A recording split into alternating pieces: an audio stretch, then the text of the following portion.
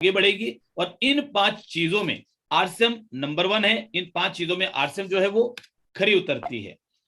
1 minute. लेकिन साहब RCM business में आने के बाद भी कई लोगों की हालत ये है कि वो ब्रेक में पैर रख करके आगे बढ़ने की कोशिश कर रहे हैं। एक पैर ब्रेक में है, एक पैर एक्सीलेटर में है, और अगर आप ऐसा करेंगे तो आपकी गाड़ी कुछ यूं हो जाएगी, यानी वो आगे नहीं बढ़ पाएगी। तो थोड़ा खुलकर खेलिए, डर डर के मत कीजिए आरसीएम बिजनेस को, सोच सोच के मत कीजिए आरसीएम बिजनेस को। तो करना तो बड़ी कामयाबी चाहते हैं, लेकिन छोटी छोटी चीजों में सोचते हैं। कोई टूल्स खरीदने में सोच लेते हैं, किसी सेमिनार में जो खर्चा होगा आने में उसमें हम सोच लेते हैं। जितनी ताकत हमको लगानी चाहिए हम वो ताकत नहीं लगाते, समय जितना लगाना चाहिए वो समय नहीं लगाते। तो आप करना तो बड़ा चाहते हैं, पैसा तो बड़ा कमाना चाहते हैं, लेकिन उसके लिए सचिन जी 1 मिनट के लिए डिस्टर्ब करूंगा। यूट्यूब लाइव हो गया, टेक्निकल बाधा दूर हो गई है। जो भी साथी अपनी टीम में लिंक भेजना चाहते हैं चेक बॉक्स पे है, ताकि सचिन जी की आज की आवाज का लाभ पूरे हिंदुस्तान को मिल सके। तो थैंक यू जी, बहुत बहुत धन्यवाद गुरुदेव। सो अगर आप करना, आप बड़ी मुकाम पे, बड़ी ऊंचाइयों पे जाना चाहते हैं, बड़ी कामयाबी हासिल करना चाहते हैं, तो आपको सबसे पहले तो ब्रेक से पैर हटाना पड़ेगा। आप ही अपनी गाड़ी को रोक रहे हैं, कोई और नहीं रोक सकता, आप खुद ही रोक रहे हैं। आप अपनी सोच को बड़ा कीजिए, थोड़ा रिस्क लीजिए।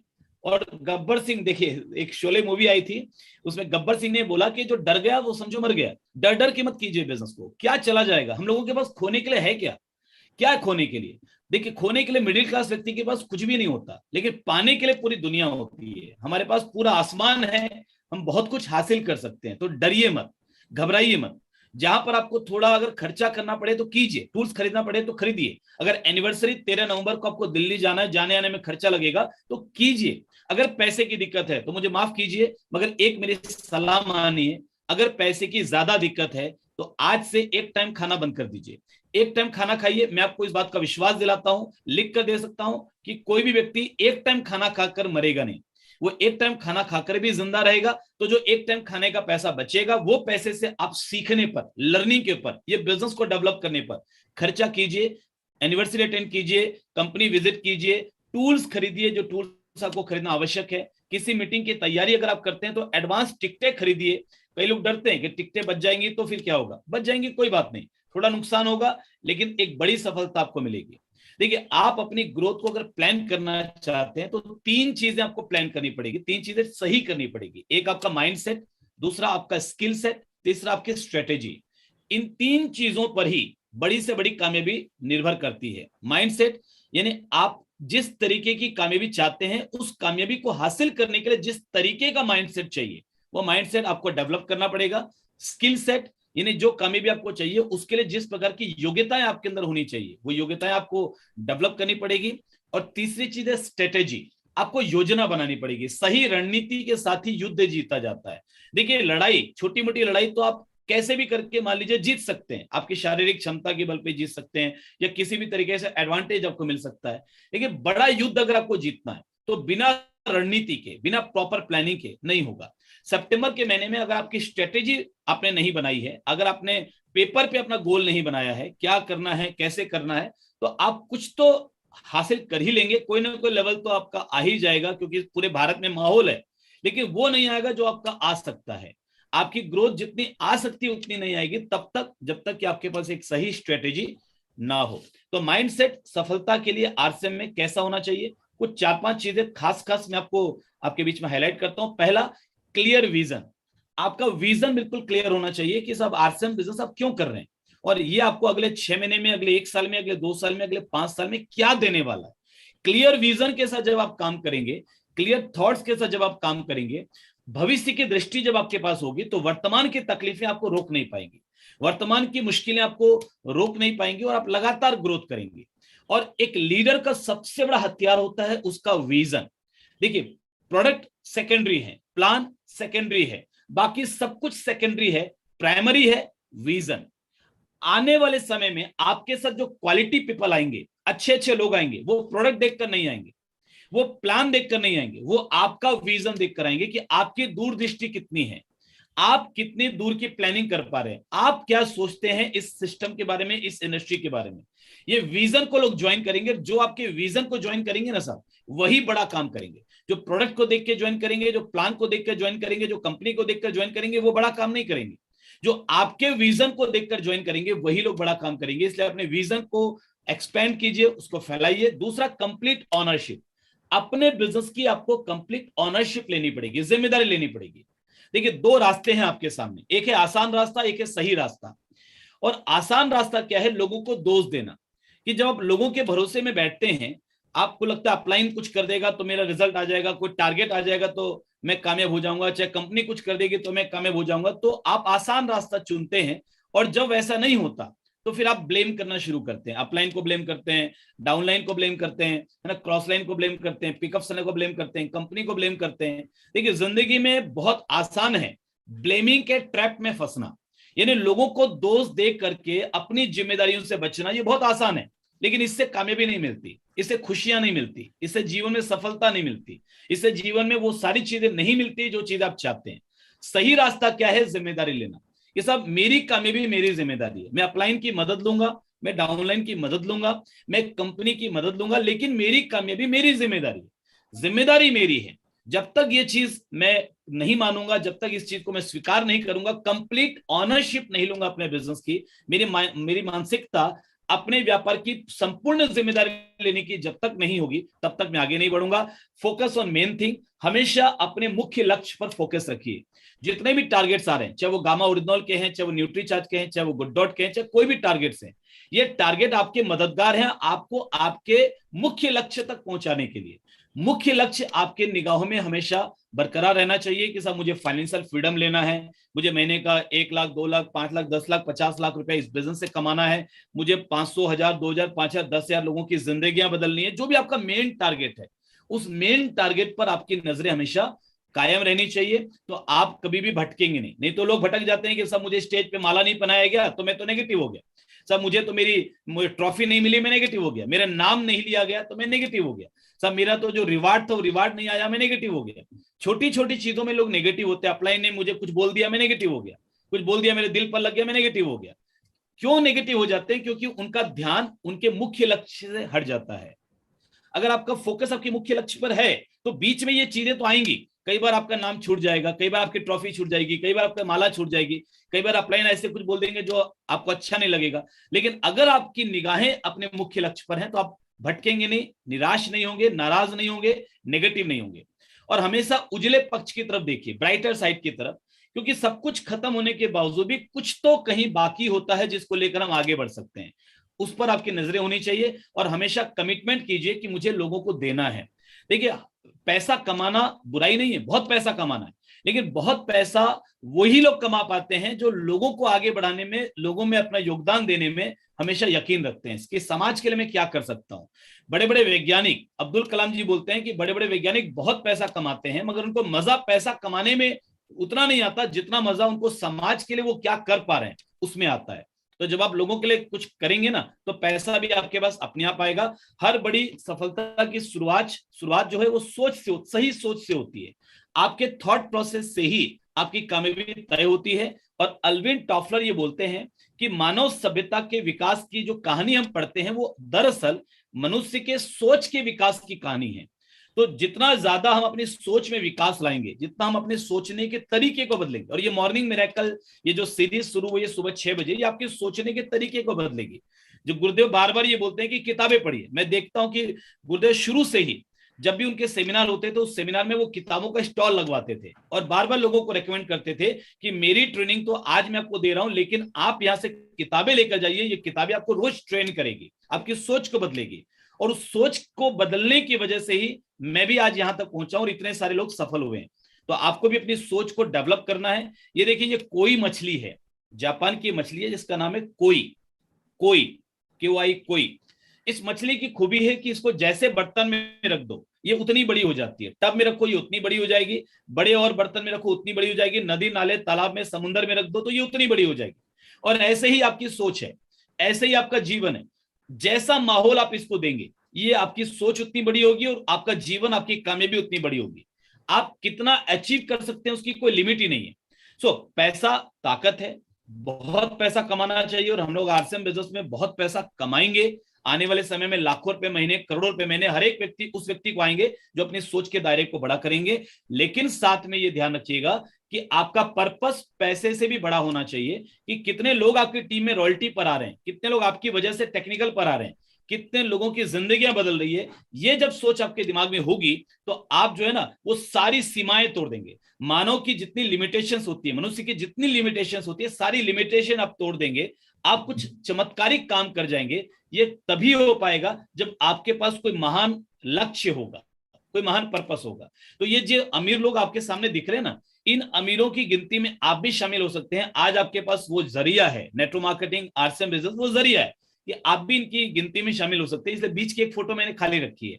ये बीच की फोटो में मैं आपकी फोटो देखना चाहता हूं। जो भी साथी आज यहाँ पर डिसीजन लेते हैं कि मुझे भी इन अमीरों की गिनती में मेरा या मेरे बच्चों का नाम, मेरी बच्चों की फोटो यहाँ पर आनी चाहिए, आज डिसीजन लीजिए। आपकी कोई ना कोई पीढ़ी की फोटो यहाँ पर इनके साथ, इनके बच्चों के साथ जरूर आएगी। इस बात की तैयारी के साथ काम कीजिए। और इन सफल लोगों की सफलता का सबसे बड़ा जो राज है वो है सही नजरिया, यानी चीजों को सही तरीके से देखना। आप कैसे लेते हैं चीजों को। देखिए, आपका नजरिया अगर सही होगा ना तो आपके जीवन में आने वाली हर परिस्थिति अवसर में तब्दील हो जाएगी। न्यूटन के सामने सेव गिरा, सेव तो कईयों के सामने गिरा, लेकिन किसी ने भी गुरुत्वाकर्षण का सिद्धांत नहीं ढूंढा। लेकिन न्यूटन का नजरिया सही था तो उसने उस सेव के गिरने की घटना से फायदा लिया और गुरुत्वाकर्षण का सिद्धांत ढूंढ लिया। देखिए, मैं आपको अपने जीवन की एक छोटी सी घटना बताता हूं। आज से लगभग मैं समझता हूं बहुत पुरानी बात है, गुरुदेव को शायद याद भी नहीं होगा। 2000 आई थिंक कि 2004 की बात है, 2004 की बात है।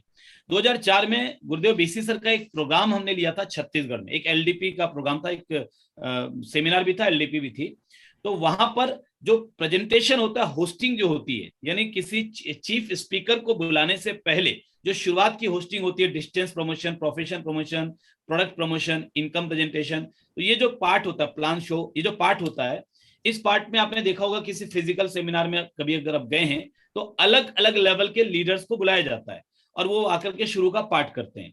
तो उस समय चूंकि ज्यादा स्पीकर नहीं थे, मैं तो लीडरशिप के लेवल पे ही था 2004 में, तो ज्यादा स्पीकर नहीं थे, तो जो भी थोड़ा ठीक ठाक बोलता था उसको स्टेज पे मौका मिल जाता था। तो इस वजह से मैं भी थोड़ा ठीक ठाक बोलने लगा था, तो मुझे स्टेज पर मौका मिलता था। लेकिन गुरुदेव बीसी सर का जब प्रोग्राम था, उसका एजेंडा बना, उस एजेंडे में मेरा कहीं नाम ही नहीं था। तो मैंने रत्नेश जी से पूछा, मैंने कहा कि सर इस एजेंडे में तो मेरा नाम ही नहीं है। तो रत्नेश जी ने कहा नहीं, गुरुदेव का आदेश है कि स्टेज पर केवल रॉयल्टी एंड ही साथी जो है वो प्रेजेंटेशन देंगे, रॉयल्टी से नीचे वाले साथियों को प्रेजेंटेशन करने का मौका नहीं मिलेगा। तो मैंने कहा कि साहब ये कौन सी बात हो गई, आपके जो रॉयल्टी चीवर यहाँ पर हैं उनसे तो, उनमें से कईयों से तो मैं अच्छा बोलता हूँ, तो मुझे मिलना चाहिए मौका। उन्होंने कहा नहीं नहीं, गुरुदेव का आदेश है, तो इस बार नहीं मिल पाएगा आपको मौका। उस प्रोग्राम में मैं लास्ट वाली कुर्सी पर बैठा, हर बार मैं आगे बैठता था, उस बार लास्ट पे बैठा। और बीसी सर की पूरी बातचीत के दौरान मैं बड़ा नाराज हो रहा था उनसे कि साहब इन्होंने मुझे स्टेज पर मौका नहीं दिया।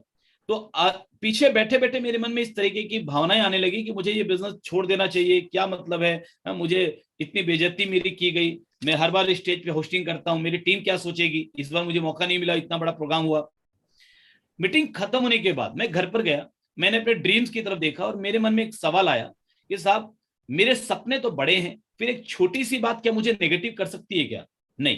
तो फिर मैंने उस घटना को एक चैलेंज के रूप में लिया। मैंने कहा गुरुदेव का जब भी अगली बार प्रोग्राम होगा, उस प्रोग्राम में मैं जो है वो रॉयल्टी अचीवर के रूप में नहीं जाऊंगा, बल्कि मैं एक टेक्निकल अचीवर के रूप में जाऊंगा। मुझे रॉयल्टी की वजह से स्टेज पर जाने नहीं मिला ना, तो अगली बार मैं टेक्निकल अचीवर बन के जाऊंगा।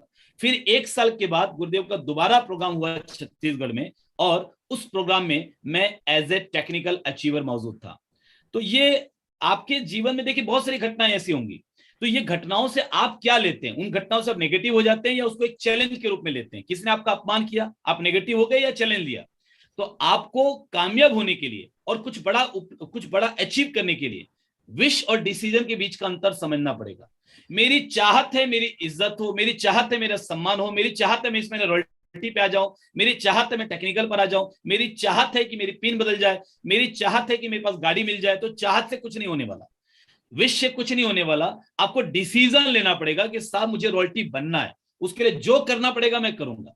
टेक्निकल अचीवर बनना है, जो करना पड़ेगा उसके लिए मैं करूंगा। सब देखिए मेहनत तो करनी पड़ेगी ना, केवल चाहत रखने से कुछ भी मिलने वाला नहीं है। आपको ये नक्की करना पड़ेगा, ये तय करना पड़ेगा कि जो भी करना पड़े उसके लिए मैं करने के लिए तैयार हूं, चाहे उसके लिए मुझे गामा ओरिजिनल पे मेहनत करना पड़े, चाहे उसके लिए मुझे सुबह 5 बजे उठ के काम करना पड़े, 4 बजे उठ के काम करना पड़े। कल भी रात को मैं जो है वो लगभग 1:45 सो जाऊं, लेकिन सुबह 6 बजे आपके बीच में यहां पर मौजूद हूं। तो अगर डिसीजन आपने ले लिया जैसा मुझे कामयाब होना है, चाहे कुछ भी हो जाए, मुझे आगे बढ़ना ही बढ़ना है, तो आप आगे बढ़ेंगे। अभी देखिए, हमें पहाड़ पर नहीं बल्कि खुद पर विजय हासिल करनी होती है। ये बोलते हैं सर एडमंड हिलेरी, जो पहले पर्वतारोही थे जिन्होंने एवरेस्ट की चोटी पर फतह हासिल की। आप सोचिए, आज के जमाने में भी जब हमारे पास इतने साधन है, कई लोग एवरेस्ट की चोटी पर चढ़ाई करते करते अपनी जान खो देते हैं। उस समय तो साधन नहीं थे और कोई चढ़ा भी नहीं था, किसी मालूम भी नहीं था कि आप चढ़ सकते हैं। लेकिन तब अगर कोई व्यक्ति चढ़ा है तो क्या इरादे रहे होंगे, क्या सोच रही होगी। तो ये कहते हैं हमें पहाड़ पर नहीं बल्कि खुद पर विजय हासिल करनी होती है। अपने कमजोरियों पर अगर आपने जीत हासिल कर ली तो सब जिंदगी में तरक्की हासिल करना तो बहुत आराम सी बात है। और आपसे कम योग्यता वाले लोग आज से में सफल हो रहे हैं। मैं आपको बताना चाहता हूं कि आप में से कई लोग यहाँ पर बहुत ज्यादा क्वालिफाइड हैं, लेकिन यहाँ पर अनपढ़ लोग भी कामयाब हैं। यहाँ पर वो लोग भी कामयाब है जिनको बोलना नहीं आता। और अगर वो कामयाब है और आप कामयाब नहीं हो रहे हैं तो समझ जाइए कि आप बहाना बना रहे हैं। आपको अपने बहाने को छोड़ना पड़ेगा। आपका बिजनेस आपका प्रतिबिंब है। जैसे आप होंगे वैसा आपका बिजनेस होगा। आप ढीले ढाले होंगे, बिजनेस ढीला ढाला होगा। आप कमजोर होंगे, बिजनेस कमजोर होगा। आप मजबूत हो जाएंगे, डिसीजन ले लेंगे, तो बिजनेस आज नहीं तो कल बहुत ज्यादा मजबूत होगा। तो अपने सोच को चेक कीजिए, कहीं ऐसा तो नहीं है कि चाहते आप कुछ और हैं और सोच कुछ और रहे।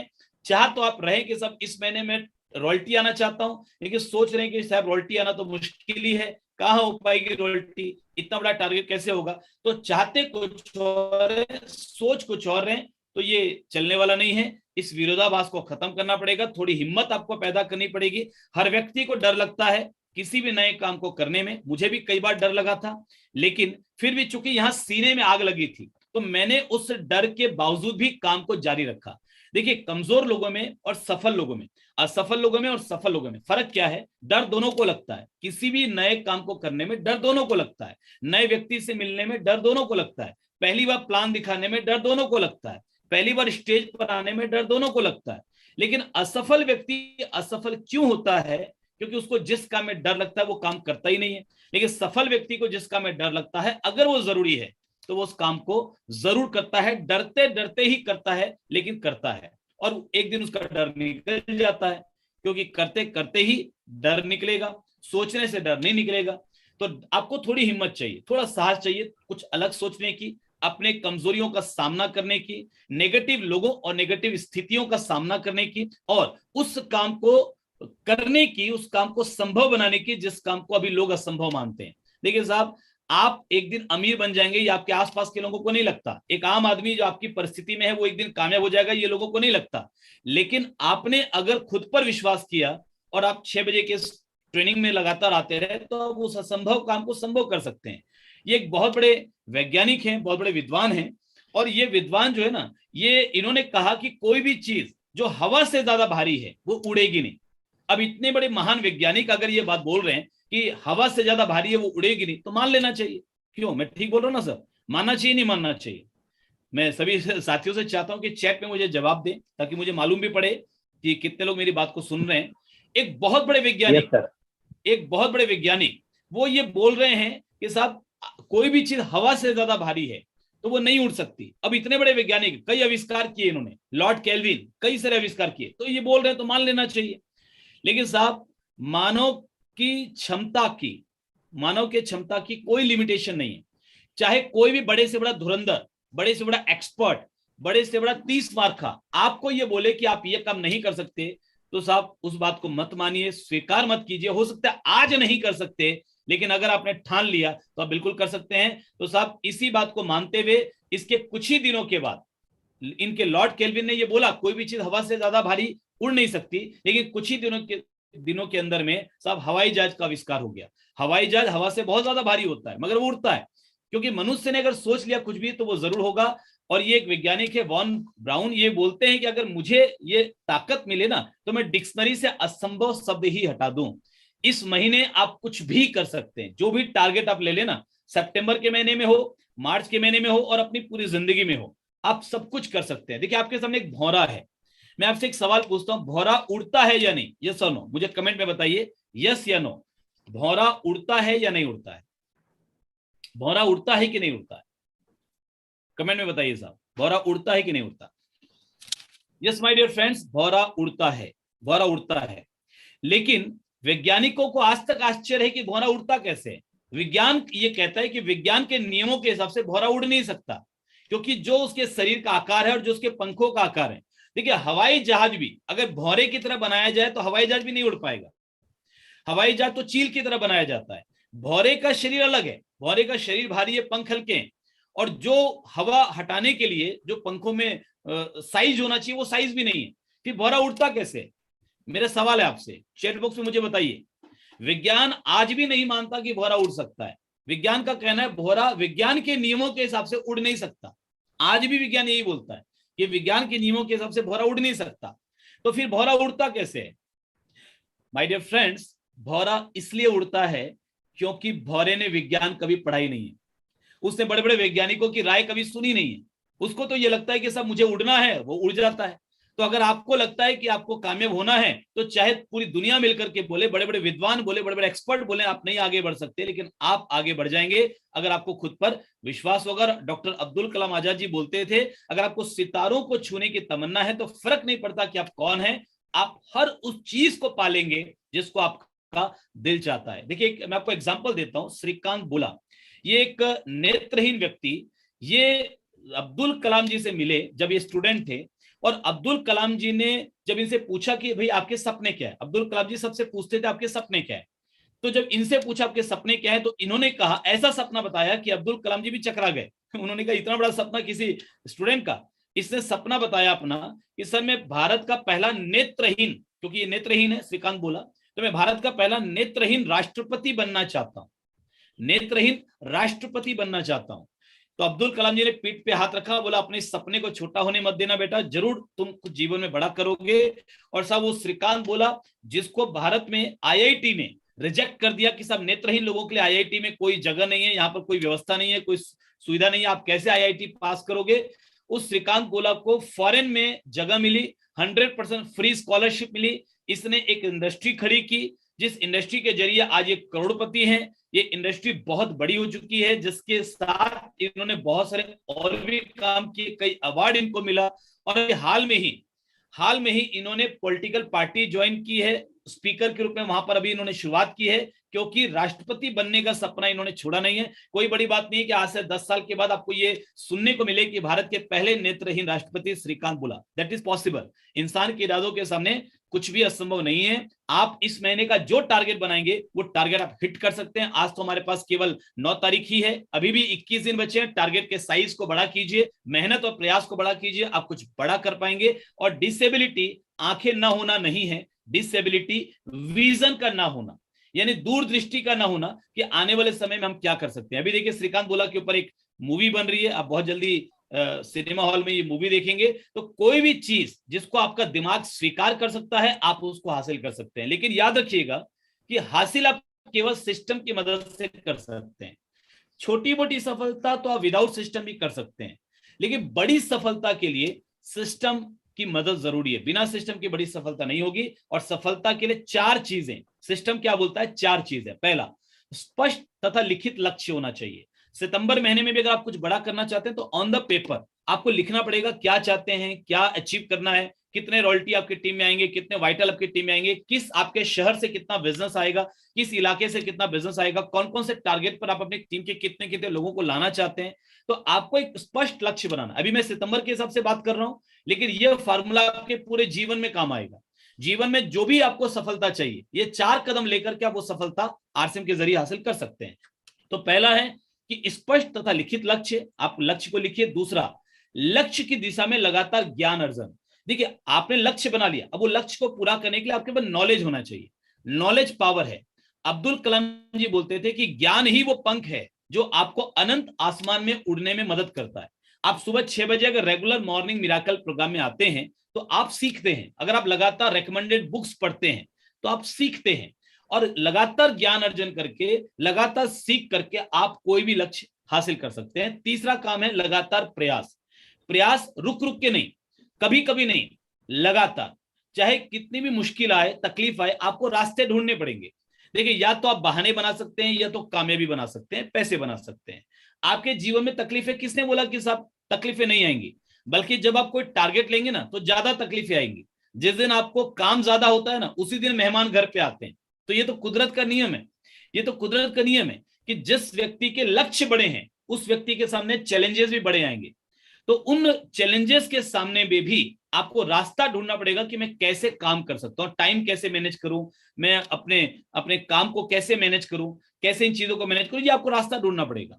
और चौथी चीज है सफलता और असफलता को संभालने की तैयारी और योग्यता।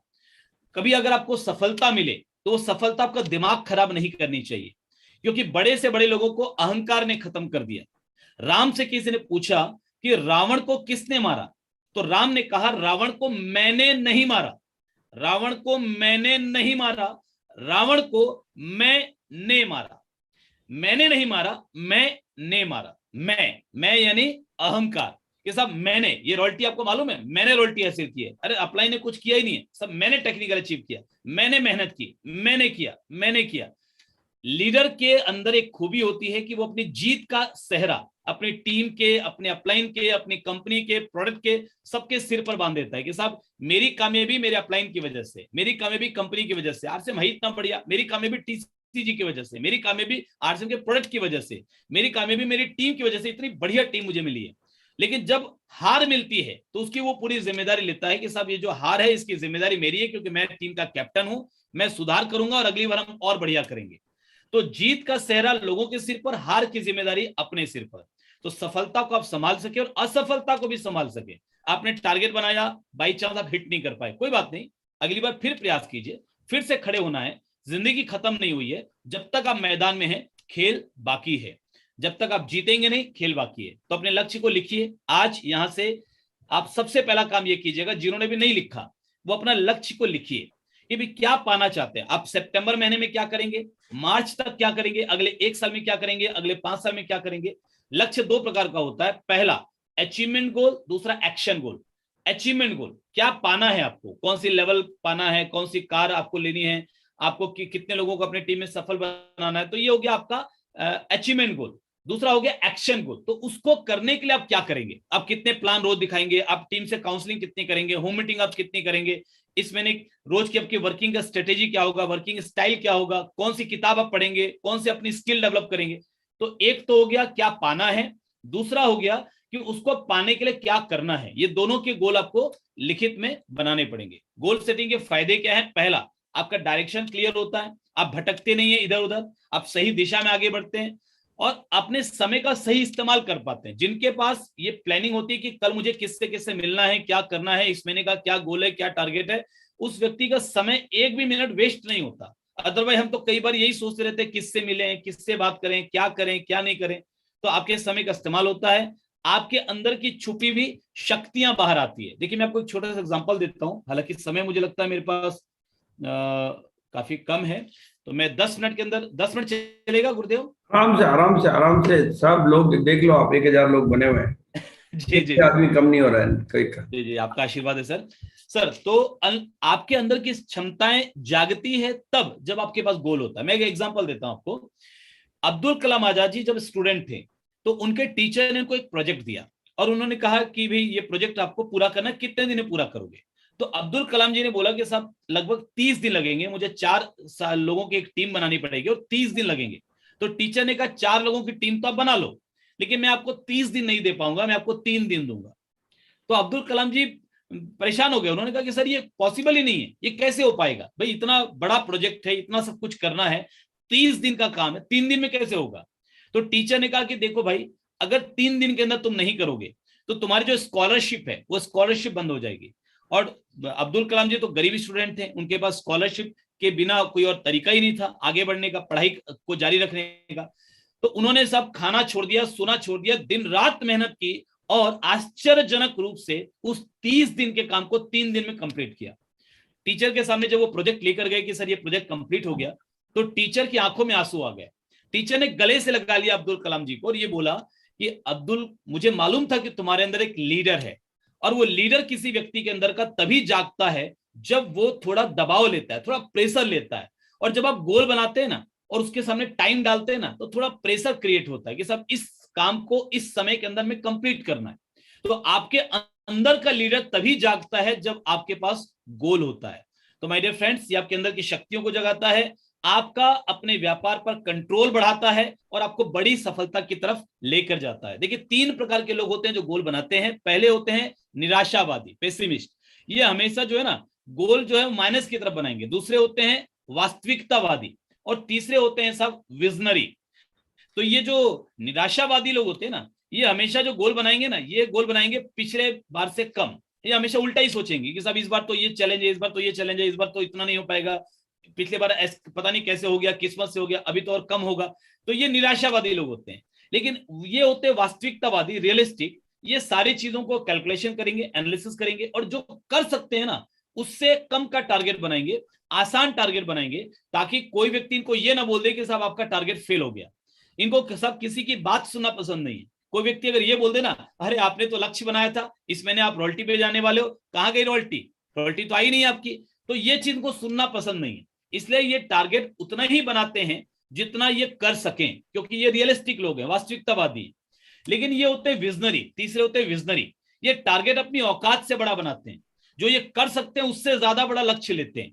और कितनी बार आपको लगता है कि इन विजनरी लोगों का टारगेट पूरा होता होगा? कमेंट में मुझे आप इसका उत्तर बता सकते हैं। कितनी बार आपको लगता है कि इन विजनरी लोगों का टारगेट पूरा होता होगा? माय डियर फ्रेंड्स, अगर मैं आपको सच्चाई बताऊं तो लगभग कभी भी नहीं, लगभग कभी भी नहीं। इन विजनरी लोगों का टारगेट जितना ये बनाते हैं तो बहुत कम बार ऐसा होता है कि 100% पूरा होता है। लेकिन इस टारगेट को पूरा करने की दौड़ में, इस टारगेट को पूरा करने की प्रक्रिया में इनके अंदर का जो लीडर जागता है ना, वो इनको बाकी सब लोगों से बहुत आगे ले जाता है। तो जो आपने टारगेट बनाया एग्जैक्टली वो पूरा ना भी हो, लेकिन अगर टारगेट बड़ा है और उसके लिए आप दिल से प्रयास कर रहे हैं तो आप बहुत आगे निकल जाने वाले हैं। और ये हमेशा याद रखिएगा कि हर छोटी छोटी सोच और हर छोटी छोटा एक्शन आपके कामयाबी में एक कदम आपको आगे लेकर जाएगा, और एक दिन आपके पास बड़े परिणाम होंगे। तो रोज काम करने की आदत डालिए। पहला तो आपने लक्ष्य लिख लिया, लक्ष्य को आपने प्लान कर लिया, अब रोज काम कीजिए। क्योंकि साहब देखिए, हिरण हिरण सुबह उठकर भागता है, क्योंकि अगर नहीं भागेगा तो मारा जाएगा। और शेर सुबह उठकर भागता है, क्योंकि अगर वो नहीं भागेगा तो भूखा मारा जाएगा। तो चाहे शेर हो चाहे हिरण हो, भागना तो हर व्यक्ति को रोज पड़ता है। काम रोज कीजिए, कभी कभी नहीं, सब महीने के आखिरी में नहीं, रोज। क्लोजिंग रोज, बिजनेस रोज, प्लान शो रोज, टीम से काउंसलिंग रोज। जो भी काम कामयाबी के लिए जरूरी है उनको रोज करने की आदत डालिए।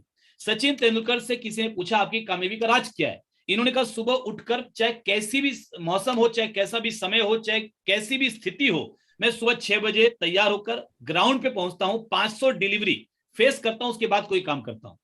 तो पत्रकार ने पूछा, थोड़ा पत्रकारों को तो खोदने की आदत होती है ना, तो उन्होंने कहा 500 डिलीवरी फेस करते हैं, प्रैक्टिस करते हैं, किसी दिन मान लीजिए मैच है और मैच में आपने सेंचुरी बना ली या डबल सेंचुरी बना ली, तो अगले दिन तो आपको लगता होगा ना कि आज थोड़ा आराम कर रहे, कल ही तो मैंने सेंचुरी बनाई, आज प्रैक्टिस करने की क्या जरूरत है?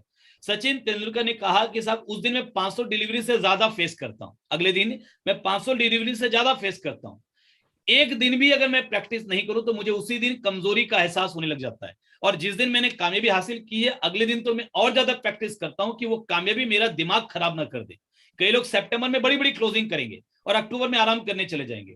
तो सब आराम अक्टूबर में और ज्यादा मेहनत करनी है आपको सितंबर से ज्यादा, ताकि आपको आपकी आदत खराब ना हो। अगर आपने जो ताकत, जो मोमेंटम सितंबर में पैदा हुई, उसको कुछ महीने तक बना के रखा ना, तो जिंदगी भर आगे बढ़ने की आपकी आदत पड़ जाएगी। और हमेशा याद रखिए, इच्छा शक्ति से भी ज्यादा पावरफुल होती है आपकी आदत। आपकी आदत अगर किसी चीज की पड़ गई तो वो आप काम कॉन्शियसली भी करेंगे, अनकॉन्शियसली भी करेंगे, पता ही नहीं चलेगा आप करेंगे। तो 90 दिन का एक चैलेंज लीजिए। गुरुदेव ये बोलते हैं कि 90 दिनों में व्यक्ति के चरित्र का निर्माण होता है। कोई काम अगर आप 21 दिन करते हैं तो आदत बनती है, 90 दिन करते हैं तो आपके चरित्र का निर्माण होता है, वो काम आपके चरित्र का हिस्सा बन जाता है। तो आप 90 दिन का टारगेट लीजिए। इस महीने तो करना ही है, लेकिन इसको कम से कम अगले 90 दिन तक कंटिन्यू कीजिए कि साहब मैं इन 90 दिनों में पूरी ऊर्जा के साथ काम करूंगा, अपने लक्ष्य की दिशा में रोज आगे बढ़ूंगा, रोज प्रयास करूंगा। जब तक आप अपने रोज की रूटीन को चेंज नहीं करेंगे ना, तब तक जीवन नहीं बदलेगा, ये याद रखिए। रातों रात कुछ भी नहीं होगा। और रोज के रोज अपने बिजनेस को लिखिए, रात को सोने से पहले बिजनेस को लिखिए और अपनी टीम से कम 5 लोगों का बिजनेस लिखिए। डेली की क्लोजिंग तो आपको करना ही है, उस क्लोजिंग को लिखिए ताकि वो चीजें आपकी नजर में रहे, ताकि अगले महीने आप कंपैरिजन भी कर सकें।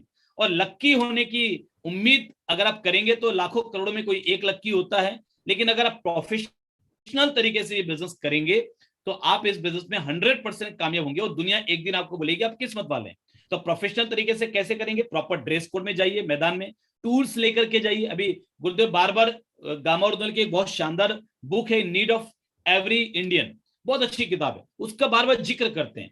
तो जो लोग टूल्स का इस्तेमाल करते हैं ना, टूल्स डुप्लीकेट, टीम में अगर लीडर्स क्रिएट हो जाए, डुप्लीकेशन क्रिएट हो जाए, आप बहुत तेजी से आगे बढ़ेंगे। तो टूल्स क्या है? इजीली डुप्लीकेबल है। तो आप टूल्स का ज्यादा से ज्यादा इस्तेमाल कीजिए, ज्यादा से ज्यादा बुक खरीदिए, ज्यादा से ज्यादा जो है वो आरसीएम की प्लान बुक लीजिए, अपने क्षेत्र का विशेष ज्ञान आप लीजिए, एक्सपर्ट बनिए, लगातार सीखिए, लगातार 6 बजे के इस प्रोग्राम में आइए, शेड्यूल बना करके काम कीजिए। आपके पास अगले 1 दिन का, 2 दिन का, 1 हफ्ते का, जैसा जैसा लेवल है आपका, तो उतने लंबे दूरी का शेड्यूल आपके पास होना चाहिए। अगर आप अभी शुरुआती दौर पर हैं तो भी कम से कम कल का शेड्यूल आपके पास जरूर होना चाहिए कि कल का दिन में कहां कहां किससे किससे कितना कितना बजे मिलने वाला हूं, कब मैं फोन करूंगा, कब किससे मिलूंगा। एडवांस में शेड्यूल बना के काम कीजिए और गोल्स और टारगेट बनाकर काम कीजिए। आपके पास लक्ष्य होना चाहिए, आपके पास ऑन द पेपर, कागज पे, लिखित में ये होना चाहिए कि मैं किस दिशा में आगे बढ़ रहा हूं। और ये 3 चीजें कभी भी छोड़िएगा मत, सिस्टम का साथ कभी मत छोड़िएगा, चाहे रिजल्ट ना भी आए। कभी कभी ऐसा होता है कि हम मेहनत करते हैं, परीक्षाएं थोड़ी ज्यादा होती है, चैलेंजेस थोड़े ज्यादा होते हैं, रिजल्ट आने में देर लगता है, तब भी हिम्मत हार के सिस्टम से हटकर काम करना, लोगों की टीम तोड़ना, किसी और गलत तरीके से काम करना, लोगों को गुमराह करना, लोगों को बल्क परचेज करवा देना, लोगों को मिसगाइड कर देना, कभी मत कीजिए। सिस्टम से हटकर काम कभी मत कीजिए। कामयाबी देर से आएगी तो भी बड़ी आएगी, ये याद रखिएगा। और अपने अपलाइन से कम्युनिकेशन कभी भी तोड़िए मत, खत्म मत कीजिए, चाहे मतभेद हो, चाहे आपस में गिले शिकवे हो। 24 घंटे से ज्यादा कोई भी गिले शिकवे अगर आप अपने अपलाइन से रखते हैं तो इसका मतलब है आपका विजन कच्चा है, कमजोर है, अभी आप आगे बढ़ने के लिए तैयार नहीं है, आपका अपने भावनाओं पर नियंत्रण नहीं है। सब इस पूरी दुनिया में तमाम विरोध, तमाम मतभेदों के बावजूद एक व्यक्ति जो दिल से आपका भला चाहता है वो आपका अपलाइन है। तो उसके साथ अपना कम्युनिकेशन कभी भी खत्म मत कीजिए। चाहे किसी पार्टिकुलर एक टॉपिक पर अगर आपके आपस के विचार नहीं मिलते, कोई बात नहीं, उसको साइड कीजिए, जहां विचार मिलते हैं वहां पर विचार मिलाइए और कम्युनिकेशन बरकरार रखिए। मीटिंग सेमिनार से दूर मत होइए। फिर याद दिलाता हूं, सितंबर का महीना खास है, 10,000 पीवी के साथ रचना एक इतिहास है और आप भाग्यशाली हैं। इन 6 चीजों में आपको लगातार ग्रोथ करनी है। ये थोड़ा टॉपिक लंबा हो जाएगा, फिर इस पे कभी और बात करेंगे।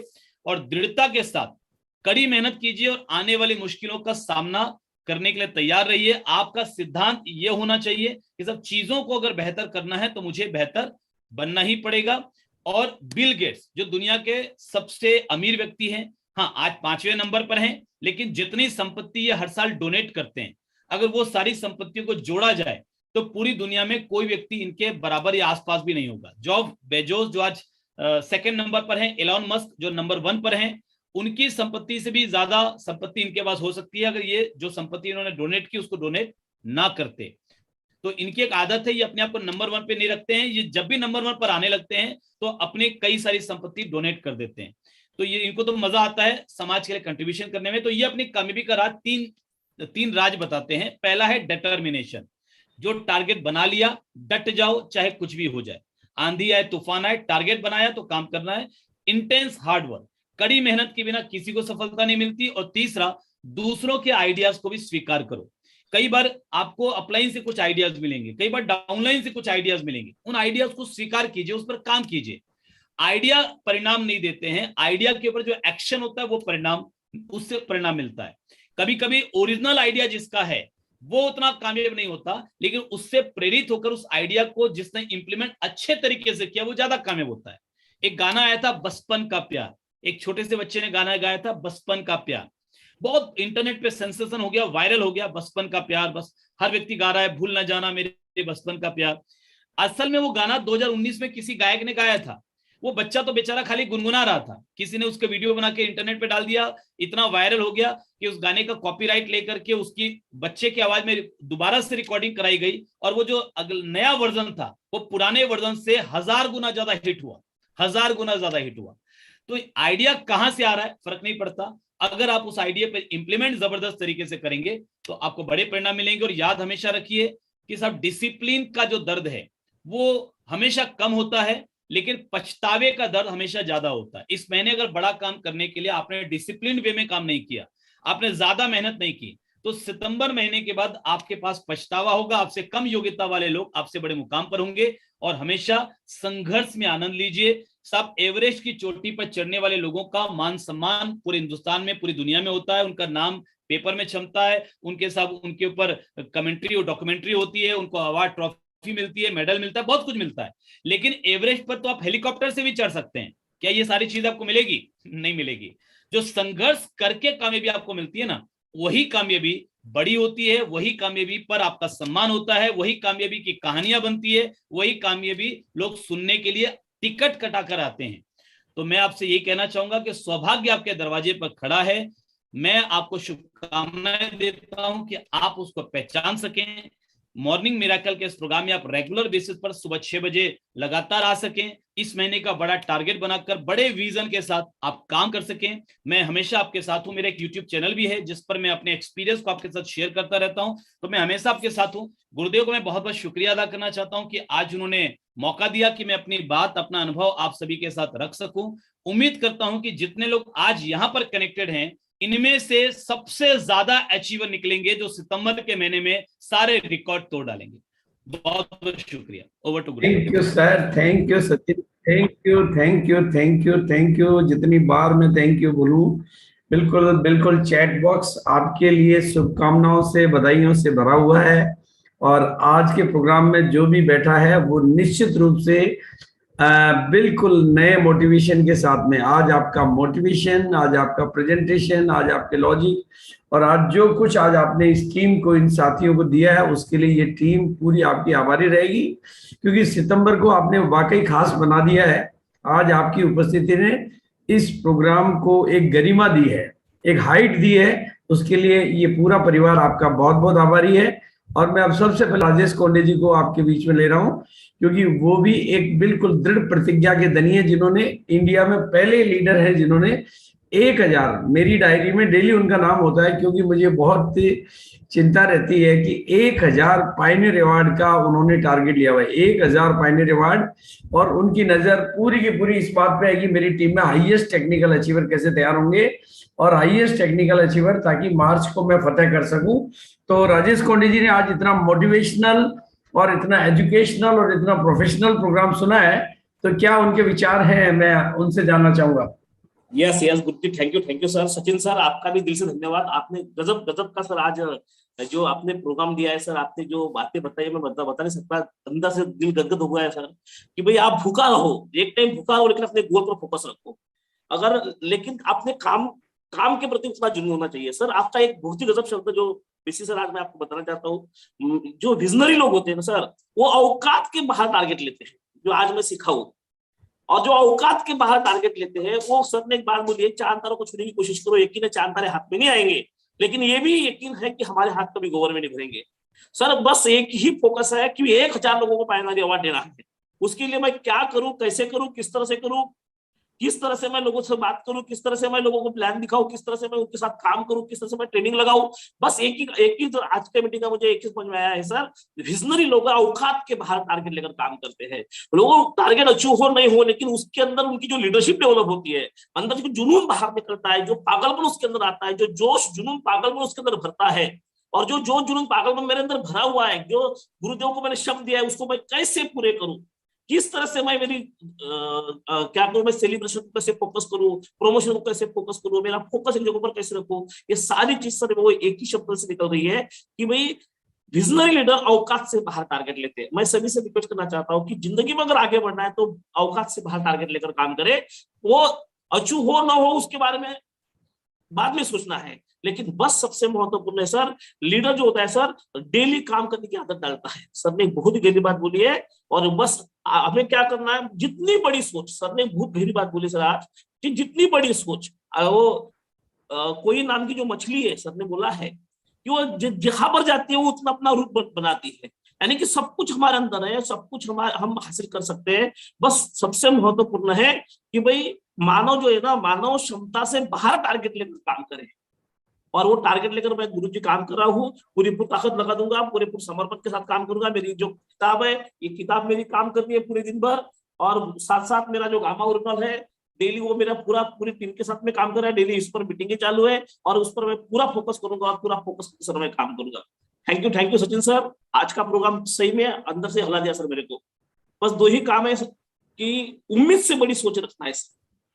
Very good, very good. बहुत बहुत बहुत धन्यवाद राजेश जी। आपकी उपस्थिति इस प्रोग्राम की गरिमा बढ़ा देती है और आपकी उपस्थिति से लोगों के इरादों में जान आ जाती है।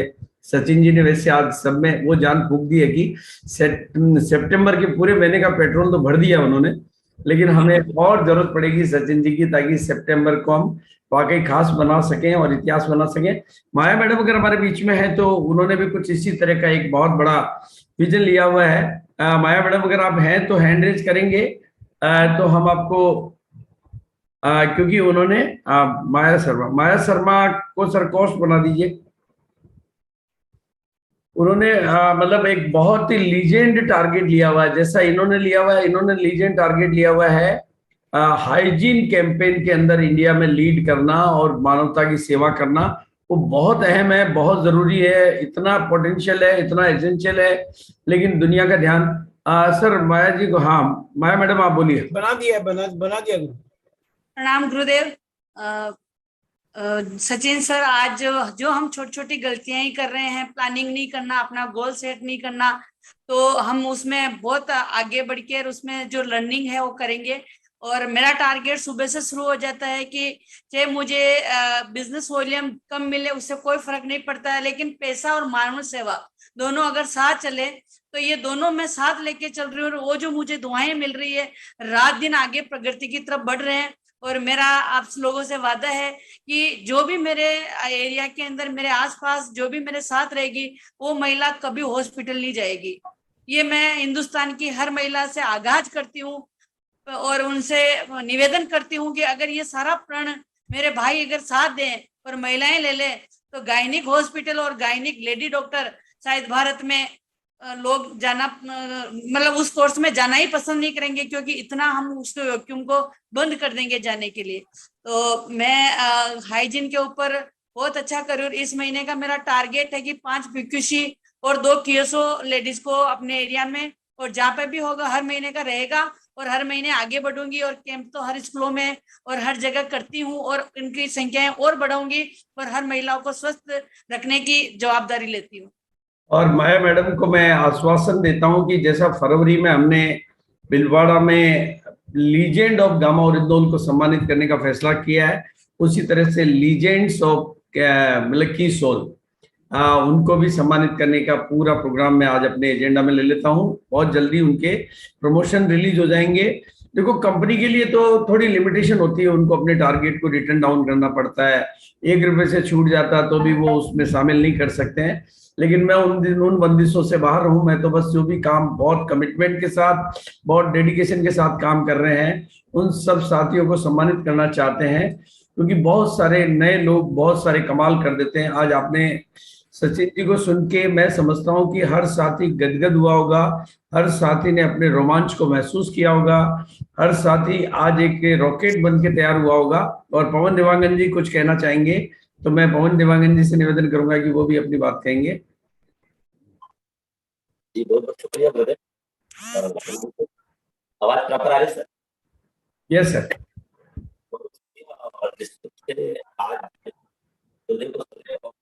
आपकी आवाज थोड़ी सी डिस्टर्ब आ रही है, तो आप थोड़ा सा अगर वीडियो ऑफ कर देंगे तो आवाज सही हो जाएगी।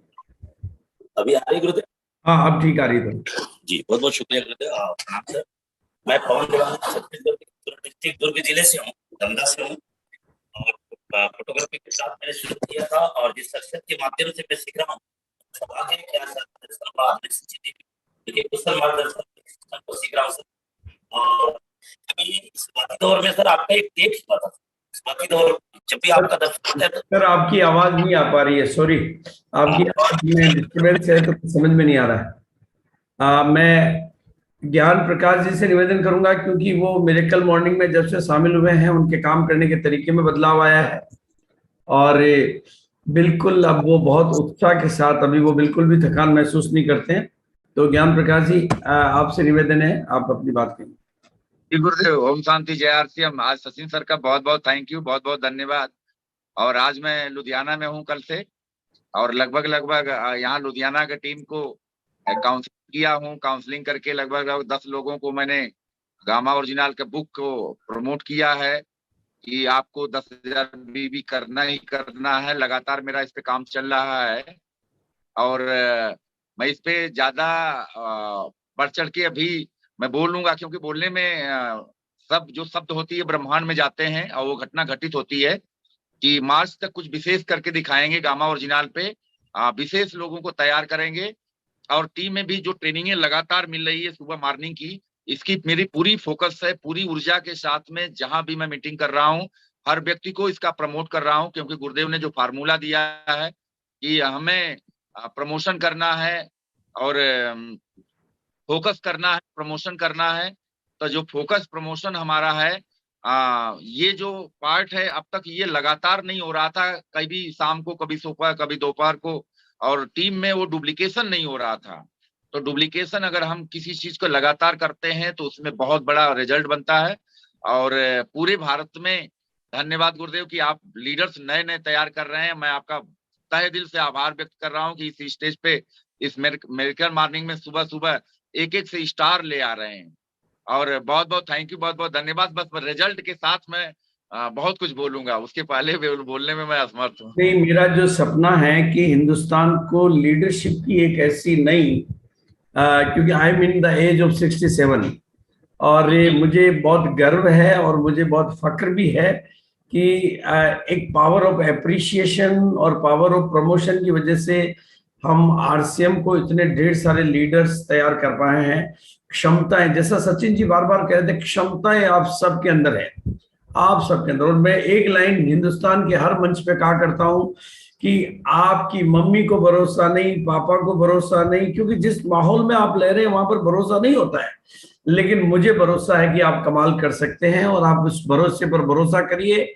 हम आपको मौका देना चाहते हैं, हम आपको आगे देखना चाहते हैं, हम आपको मंच पे देखना चाहते हैं, हम आपको हिंदुस्तान को लीड करते हुए देखना चाहते हैं। आपके अंदर वो पोटेंशियल है, केवल अपने को विजनरी बनाइए और थोड़ा मिशनरी बनाइए।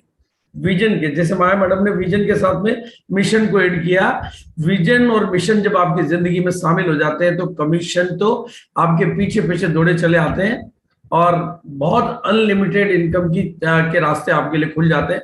इनकम का एक लेवल होता है, उसके बाद में वो इनकम की जरूरत आपको भी महसूस नहीं होती है, क्योंकि जैसे जैसे आप बड़े बनते जाते हैं आपके खर्चे छोटे होते जाते हैं। जैसे जैसे आप बड़े बनते जाते हैं आपके खर्चे छोटे होते जाते हैं। ये मैं अपने जीवन के अनुभव से कह रहा हूं कि मेरे पास कोई खर्चा करने को कुछ है ही नहीं कि मैं खर्चा करूं कहाँ। वो भौतिक इच्छाएं कम हो जाती है और आध्यात्मिक शक्तियां जागृत हो जाती है, तो जीवन में रूपांतरण होने लग जाता है। लेकिन आप बहुत आगे जाएं, बहुत बड़ी कामयाबी हासिल करें और सितंबर को खास बनाएं, इसके लिए मैं आप सबका बहुत स्वागत करता हूं। लेकिन मैं 11 तारीख के प्रोग्राम पे आपको फोकस कर रहा हूं। 11 तारीख का जो प्रोग्राम है वो सुबह का क्षमा याचना का प्रोग्राम रहेगा। जैसे हमारा प्रोग्राम हुआ था सौभाग्य, लेकिन वो क्षमा याचना का प्रैक्टिकल प्रोग्राम रहेगा, क्योंकि हम एक दूसरे के साथ रहते रहते कभी कभी किसी न किसी का जाने और अनजाने में हम किसी का दिल दुखा देते हैं।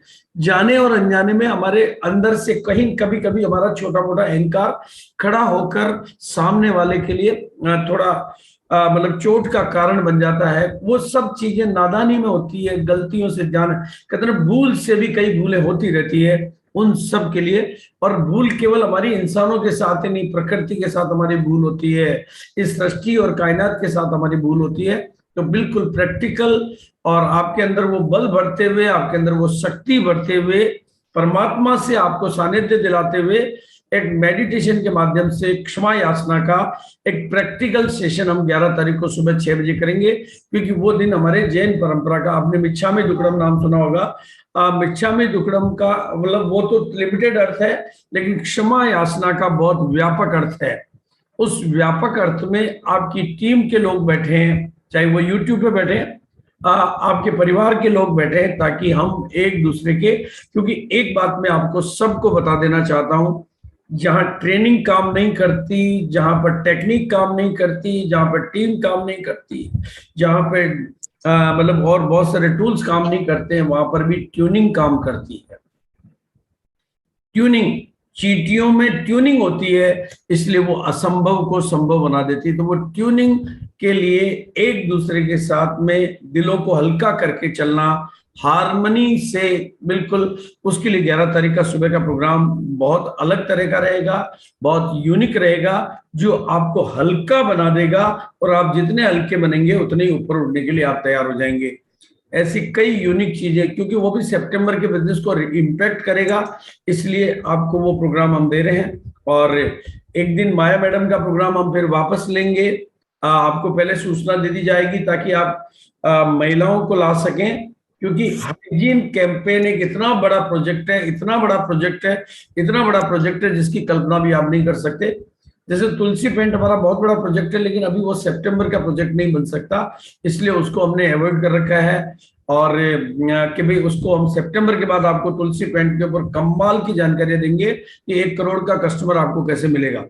ऐसी बहुत सारी ढेर सारी चीजें हम आपको देंगे, लेकिन एक बहुत महत्वाकांक्षी प्रोजेक्ट, एक विजनरी प्रोजेक्ट हमने और बनाया है कि अगर हम 10 लाख, अभी जो नई किताब आई है नीड ऑफ एवरी इंडियन, वो किताब में QR कोड है, वो आ चुकी है, अब QR कोड है, और नीड ऑफ एवरी इंडियन यानी हर भारतीय को गामा ओरिजिनल की जरूरत क्यों है, उसके साइंटिफिक प्रूफ, आर्ट, लॉजिक, और उसमें वो वीडियोस, यानी किताब में वीडियो डाल दिए गए हैं। उसमें जो QR कोड होगा, आप जैसे ही उसके ऊपर मोबाइल स्कैन करेंगे, वो वीडियो आपके मोबाइल में, उससे संबंधित वीडियो खुल जाएगा, ताकि आप जिसके पास भी जाएंगे तो वो किताब उसको बहुत प्रामाणिक लगेगी, और आपके बिजनेस को पंख लगाने में मददगार बनेगी। और आगे एक किताब तैयार करने के लिए मैंने मैडम को बोला है, वो किताब होगी डॉक्टर बुक, जो आपको एनिवर्सरी में मिल पाएगी। यानी आपने डॉक्टर के सामने वो किताब, वो इंग्लिश में होगी, लेकिन डॉक्टर के सामने आपको किताब रख दी तो आपको कुछ भी नहीं बोलना पड़ेगा,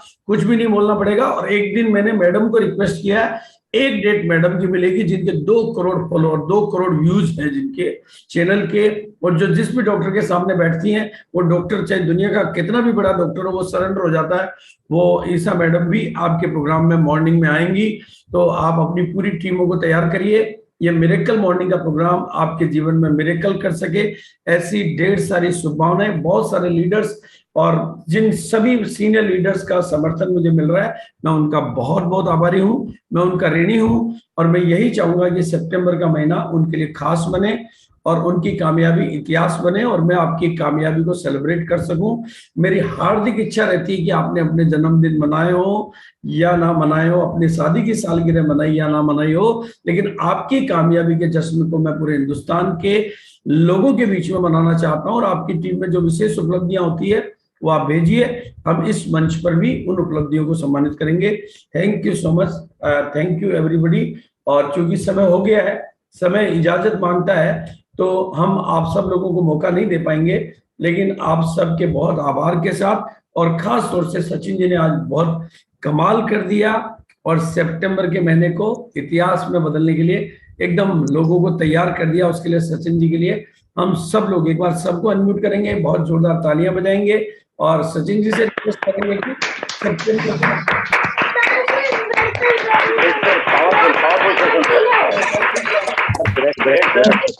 कि आरसीएम सर, जय आरसीएम, जय